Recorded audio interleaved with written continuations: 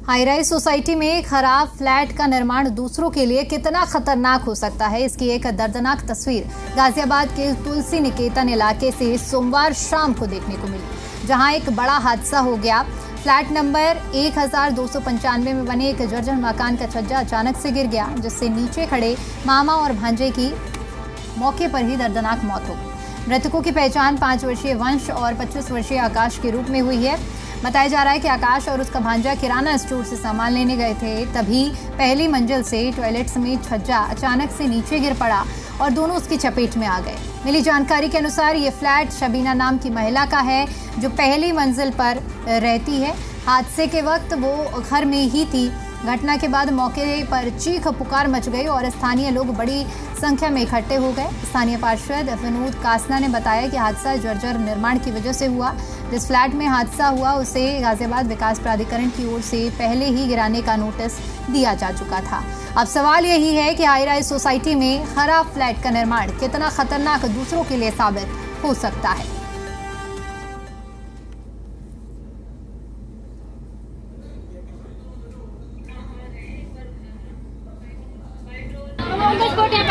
इसके जिम्मेदार कौन है? सबीना खान अपना घर का ताला लगा करके सबको लेके चली गई है, परिवार समेत सबको लेके चले गए हैं यहाँ से। अब आप बताइए इसका जिम्मेदार कौन है? यहाँ पे जो हादसा हुआ है इसका जिम्मेदार कौन है? कितने दिन से इस तरीके की हालत में बहुत टाइम हो गया। बहुत टाइम हो गया। मैं कुछ ज्यादा आ रहा है। सुबह तक 3-4 बार फोन कर दिया, वो पानी बह रहा है, कोई सुनवाई नहीं कर रही। कहते हमारा पानी नहीं है। अब बताओ नीचे से ऊपर पानी हमारा जा रहा है क्या? मकान से जो छज्जा बाहर निकल रहा है उस पर टॉयलेट बना हुआ है। सबीना खान का ये मकान है, तो वो टॉयलेट ही पूरा गिर गया। तो दुकान की जो टीन शेड थी, वो टीन शेड के नीचे बच्चे सामान ले रहे थे, मामा भांजे। बच्चे तो ऑन द स्पॉट ही उसकी गर्दन ही कट गई अलग, और जिसके सर पर पूरा लेंटर आकर गिरा, वो जीटी में हो गया। पुराने जर्जर मकान जनता आवास का जो है छज्जा गिर जाने से 2 लोग दबे हैं। प्राप्त सूचना पर पुलिस फोर्स मौके पर पहुंचकर बचाव कार्य करते हुए दोनों घायलों को नज़दीकी गुरु तेग बहादुर अस्पताल भेजा गया, जहां पर उनकी मृत्यु घोषित कर दी गई है। 2 मृतक में एक मृतक लड्डू उर्फ बंश, जिसकी उम्र 5 साल है। दूसरा मृतक आकाश, जिसकी उम्र लगभग 25 वर्ष है। नीचे जनरल स्टोर की दुकान पे सामान खरीदने गए थे और ऊपर का छज्जा उनके ऊपर गिर गया था। दोनों की मृत्यु हो गई है। आगे वैधानिक कार्रवाई। और इसी पर ज्यादा अपडेट ले लेते हैं। जी मीडिया संवाददाता पीयूष गौड़ हमारे साथ जुड़ चुके हैं। पीयूष, देखिए दिल दहला देने वाली ये घटना है, चूंकि जिस तरह से नीचे खड़े शख्स को मालूम भी नहीं होगा, अंदाजा भी नहीं होगा कि उसके साथ अगले सेकंड में क्या हो सकता है, और वही हुआ। इस तरह की जर्जर इमारत आखिर कब तक लोगों की जान का सबब बनेगी? निश्चित रूप से दीप का बता दूं, बिल्कुल देर रात थाना टीला मोड़ इलाके के शालीमार गार्डन में दिल दहलाने वाला मामला सामने आया, जहां एक जर्जर मकान के नीचे खड़े हुए बने हुए किराना स्टोर के नीचे सामान लेने गए मामा भांजे दबकर उसमें उनकी दर्दनाक मौत हो गई।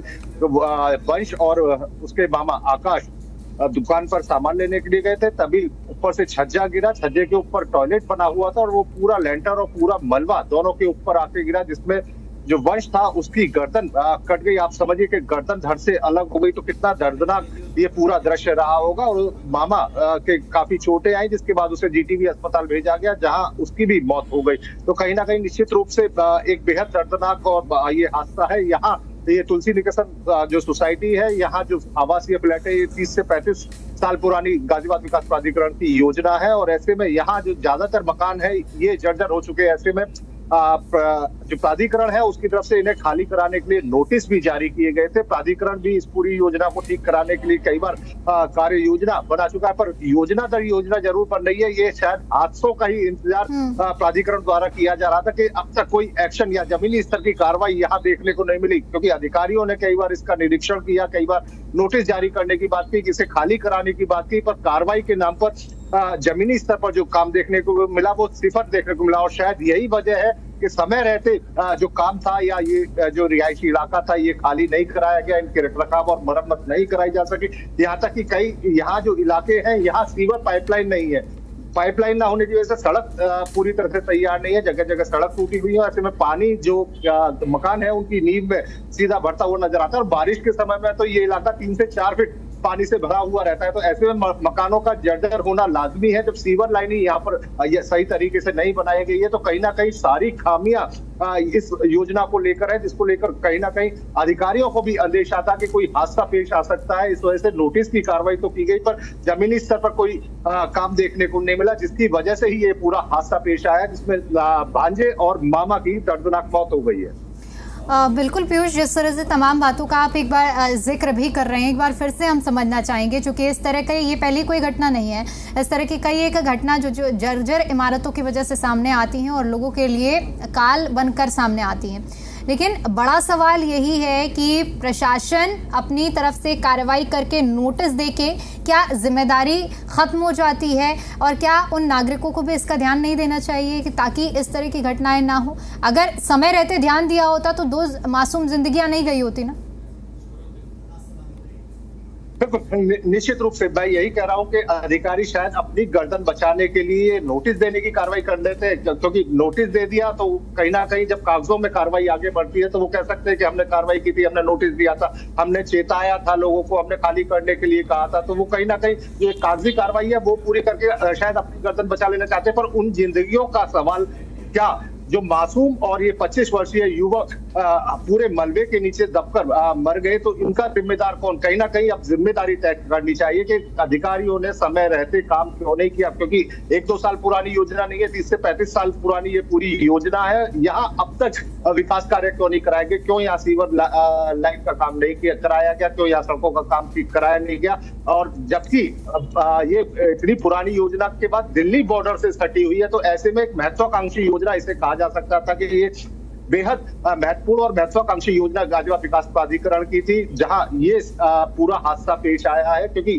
दिल्ली बॉर्डर से सटे होने के कारण ये काफी डिमांड में रहा, पर कीमतें और हालात जब बिगड़ते गए तब यहाँ पानी या सीवर लाइन या सड़क की व्यवस्था प्राधिकरण द्वारा नहीं की गई, और उसके बाद ये तमाम इलाका जर्जर बिल्डिंगों में तब्दील होता हुआ दिखाई दिया। यहाँ लेंटर और झांकता हुआ सरिया, सड़कों पर भरा हुआ पानी, ये साफ तौर पर स्थिति बयां करने के लिए बहुत है कि जमीनी स्तर पर क्या है। प्राधिकरण की योजना है, फंड नहीं है, क्यों फंड नहीं है? तमाम तरीके के जीडी के ऊपर जो कर्ज था वो पिछले समय में उतारा जा चुका है। तो ऐसे में फंड का अगर कहा जाए कि फंड नहीं है तो ये कहना भी गलत नहीं होगा। जीडीए प्रॉफिट में चल रहा है, कहीं ना कहीं जो कर्जा था जीडीए के ऊपर वो भी उतार दिया गया, तो फंड की बात नहीं कही जा सकती। और तमाम तरीके के जो विकास कार्य है, अन्य विकास कार्य है, वो प्राधिकरण द्वारा कराए जा रहे हैं। पर पुरानी योजना है, इससे ज्यादा कुछ लाभ जीडीए को भी नहीं होने वाला था। तो इस वजह से यहाँ खर्चा है पर जो आमदनी या कुछ स्रोत है वो यहाँ पर नहीं है। तो इस वजह से अधिकारियों का ध्यान यहाँ पे कम गया। हालांकि नोटिस की कार्रवाई यहाँ पर जरूर की गई थी। यहाँ पर निरीक्षण भी जो गाजियाबाद विकास प्राधिकरण के वीसी हैं उनके द्वारा किया गया था, अधिकारियों द्वारा किया गया था, पर समय रहते खाली नहीं कराया गया। ये एक बड़ी बात है जिसकी वजह से ये पूरा हादसा पेश आया। ठीक है पीयूष, बहुत शुक्रिया आपका हमारे साथ जुड़ने के लिए और जानकारी के लिए।